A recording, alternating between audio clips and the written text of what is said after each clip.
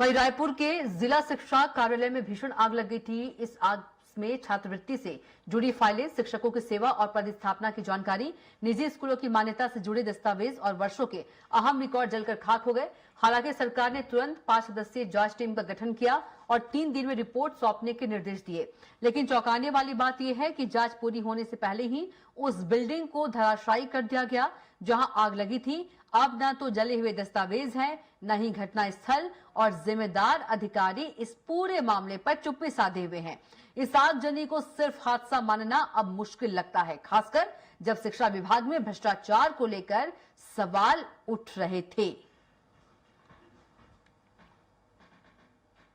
जिला शिक्षा कार्यालय में मौजूद हूं, मलबे की ढेर में खड़ा हूं और इस मलबे के ढेर के नीचे कई जो राज हैं वो दफन होने के संदेह जताए जा रहे हैं। यहाँ पर आप देख सकते हैं कि शनिवार की रात में आग लगी थी और आग लगने के बाद में जो धुआं है वो अभी भी यहाँ से उठता हुआ नजर आ रहा है। तमाम जो दस्तावेज हैं वो यहाँ अभी भी जलते हुए नजर आ रहे हैं और इसी दस्तावेज के जलने के साथ में कई जो सवाल हैं वो भी यहाँ से धधकते हुए नजर आ रहे हैं, क्योंकि देखा जाए तो विपक्ष ने साफ आरोप लगाया था कि यहाँ पर जो आगजनी की घटना हुई है उसमें कई जो बातें हैं उसे दबाने का प्रयास किया गया है, भ्रष्टाचार को दबाने का प्रयास किया गया है। लेकिन जिस तरीके से सरकार के द्वारा एक्शन लिया गया, तुरंत जो 5 सदस्यीय टीम जांच समिति की टीम का गठन किया गया, उसके माध्यम से 3 दिनों में जांच रिपोर्ट सौंपना था। लेकिन जब टीम यहाँ पर पहुंचती है तो उन्हें ये मलबे का ढेर नजर आता है। कहीं से भी आग कैसे लगी थी, किन दस्तावेजों को इसमें जलाने का प्रयास किया गया या कहें कि आगजनी से जल गया, इसके प्रमाण खोजते उससे पहले ही जो पूरा बिल्डिंग है वो मलबे में तब्दील हो चुका है।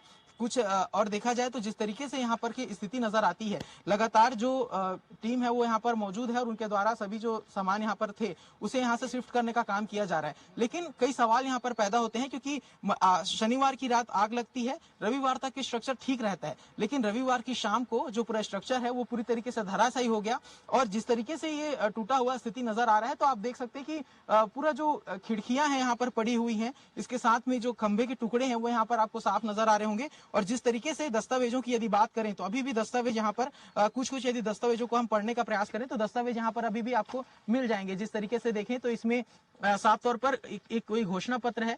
इसके साथ में देखा जाए तो गुरु घासीदास विश्वविद्यालय बिलासपुर का भी यहाँ पर जो डॉक्यूमेंट है वो रखा हुआ है। यहाँ पर किसी का मार्कशीट यहाँ पर नजर आ रहा है। तो देखें तो ऐसे तमाम जो दस्तावेज थे वो यहाँ पर जल करके खाक हो गए हैं। और मुख्य तौर पर देखें तो मध्याह्न भोजन से लेकर के जो कर्मचारियों के पदोन्नति से लेकर के शिक्षकों व्याख्याताओं की जो पूरी जानकारी थी वो इस पूरी आगजनी में जल करके खाक हो गई है। लेकिन सवाल अभी भी यह पैदा हो रहा है कि इस मलबे में मात्र इतने ही डॉक्यूमेंट खाक हुए या फिर भ्रष्टाचार का कोई ऐसा सबूत जो शिक्षा विभाग को सवालों के घेरे में खड़ा कर सकता था, ऐसे कोई दस्तावेज यहाँ पर जला दिए गए हैं। ऐसी आशंकाएं लगातार जताई जा रही हैं। अब इस बीच देखना होगा कि जो 5 सदस्यीय जांच समिति की टीम बनाई गई है वो किन बातों का किन तथ्यों के आधार पर पूरी जांच रिपोर्ट पेश करती है, क्योंकि मलबे के ढेर से क्या कुछ तथ्य यहाँ से निकल पाते हैं अब ये देखने वाली विषय होगी। कैमरामैन महावीर के साथ मैं राहुल अग्निहोत्री, स्वराज एक्सप्रेस, रायपुर।